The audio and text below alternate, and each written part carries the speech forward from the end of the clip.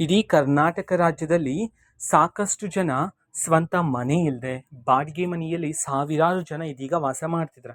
ಯಾಕೆಂತಂದ್ರೆ ಅವರು ಕರ್ನಾಟಕದವರಾಗಿದ್ರೂ ಸಹ ಅವ್ರ ಹತ್ರ ಸ್ವಂತ ಜಾಗ ಅನ್ನೋದು ಇರೋದಿಲ್ಲ, ಸ್ವಂತ ಮನೆ ಅನ್ನೋದು ಇರೋದಿಲ್ಲ. ಸೊ ಆದರೆ ಇವರಿಗೆ ಅಂತಂದ್ರೆ ಯಾರ್ಯಾರಿಗೆ ಸ್ವಂತ ಮನೆ ಇರೋದಿಲ್ವೋ, ಸೊ ನಿಮಗೆ ಸರ್ಕಾರದ ಕಡೆಯಿಂದ ಉಚಿತವಾಗಿ ಮನೆಯನ್ನ ನೀಡಲಾಗುತ್ತೆ. ಅದಕ್ಕೆ ಅರ್ಜಿಯನ್ನು ಸಹ ಕರೆಯಲಾಗಿದೆ. ಅದಕ್ಕೆ ಲಾಸ್ಟ್ ಡೇಟ್ ಯಾವುದು, ಅರ್ಜಿಯನ್ನು ಸಲ್ಲಿಸೋದು ಎಲ್ಲಿ, ಅರ್ಜಿಯನ್ನು ಸಲ್ಲಿಸೋದಕ್ಕೆ ಯಾವ್ಯಾವ ದಾಖಲಾತಿಗಳು ಬೇಕಾಗುತ್ತಾ, ಸಂಪೂರ್ಣ ಮಾಹಿತಿ ಇಲ್ಲಿದೆ ನೋಡಿ. ಸೊ ವಿಡಿಯೋವನ್ನು ಸ್ಟಾರ್ಟ್ ಮಾಡ್ತೀನಿ. ಅದಕ್ಕಿಂತ ಮೊದಲು ನೀವಿನ್ನು ನಮ್ಮ ಚಾನಲ್ಗೆ ಸಬ್ಸ್ಕ್ರೈಬ್ ಮಾಡದೇ ಇದ್ರೆ ಈ ಕೂಡಲೇ ಚಾನಲ್ಗೆ ಸಬ್ಸ್ಕ್ರೈಬ್ ಮಾಡ್ಕೊಳ್ಳಿ ಮತ್ತು ಲೈಕ್ ಮಾಡಿ. ಈಗ ನಾವು ಮಾಹಿತಿಯನ್ನು ತಿಳ್ಕೊತಾ ಹೋಗೋಣ.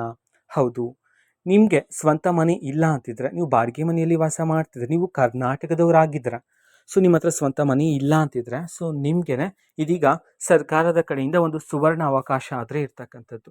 ಓಕೆನಾ, ನೀವು ಈ ಒಂದು ಯೋಜನೆಗೆ ಅರ್ಜಿಯನ್ನು ಸಲ್ಲಿಸಿದ್ರೆ ಸಾಕಾಗತ್ತಾ. ನೀವೇನಾದರೂ ಆಯ್ಕೆ ಆದ್ರೆ ಸೊ ನಿಮಗೆ ಸ್ವಂತ ಮನೆಯನ್ನು ನೀಡಲಾಗುತ್ತೆ. ಅದೇ ರೀತಿ ಸಹಾಯಧನದ ಮುಖಾಂತರ ಹಣವನ್ನು ಸಹ ನೀಡಲಾಗುತ್ತೆ. ಅರ್ಜಿಯನ್ನು ಎಲ್ಲಿ ಸಲ್ಲಿಸೋದು, ಸಂಪೂರ್ಣ ಮಾಹಿತಿಯನ್ನು ತಿಳ್ಕೊತಾ ಹೋಗೋಣ. ಆ್ಯಂಡ್ ಮೇನ್ ಇಂಪಾರ್ಟೆಂಟ್, ಅರ್ಜಿಯನ್ನು ಸಲ್ಲಿಸೋದಕ್ಕೆ ಕೊನೆಯ ದಿನಾಂಕ ಯಾವಾಗ ಅದನ್ನೇ ಮೊದಲಿಗೆ ಹೇಳಿಬಿಡ್ತೀನಿ. ಅರ್ಜಿಯನ್ನು ಸಲ್ಲಿಸೋದಕ್ಕೆ ಲಾಸ್ಟ್ ಡೇಟ್ ಬಂದ್ಬಿಟ್ಟು ಇದೇ ತಿಂಗಳು ಮೇ 31 ಆಗಿರುತ್ತೆ. ಓಕೆನಾ, ಅಮ್ಮಮ್ಮ ಅಂತಂದರೆ ಇನ್ನೊಂದು 8 ದಿನ ಇರ್ಬೋದು. ಓಕೆನಾ, ಸೊ ಆ ಡೇಟ್ನ ಒಳಗಡೆ ಯಾರ್ಯಾರು ನಿಮಗೆ ಮನೆ ಬೇಕು ಅಂತಿರುತ್ತೋ ನೀವೆಲ್ಲರೂ ಸಹ ಅರ್ಜಿಯನ್ನು ಸಲ್ಲಿಸ್ಬೋದು.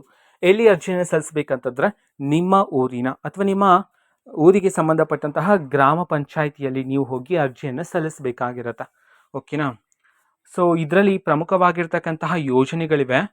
ಅದರಲ್ಲಿ ಪ್ರಮುಖವಾಗಿರ್ತಕ್ಕಂಥದ್ದು ರಾಜೀವ್ ಗಾಂಧಿ ವಸತಿ ನಿಗಮ ಮೂಲಕ ನೀವು ಅರ್ಜಿಯನ್ನು ಸಲ್ಲಿಸಬೇಕಾಗಿರುತ್ತೆ. ಇನ್ನು ಹಲವಾರಿದಾವೆ, ಬಸವ ವಸತಿ ಯೋಜನೆ, ಅಂಬೇಡ್ಕರ್ ವಸತಿ ಯೋಜನೆ ಅಂತ ಹೇಳಿ. ಸೊ ನೀವು ರಾಜೀವ್ ಗಾಂಧಿ ವಸತಿ ನಿಗಮದ ಮೂಲಕ ನೀವು ಅರ್ಜಿಯನ್ನು ಸಲ್ಲಿಸಬಹುದಾಗಿರುತ್ತೆ. ಅದು ಸಹ ಗ್ರಾಮ ಪಂಚಾಯಿತಿಯಲ್ಲಿ ನೀವು ಅರ್ಜಿಯನ್ನು ಸಲ್ಲಿಸಬೇಕಾಗಿರುತ್ತೆ.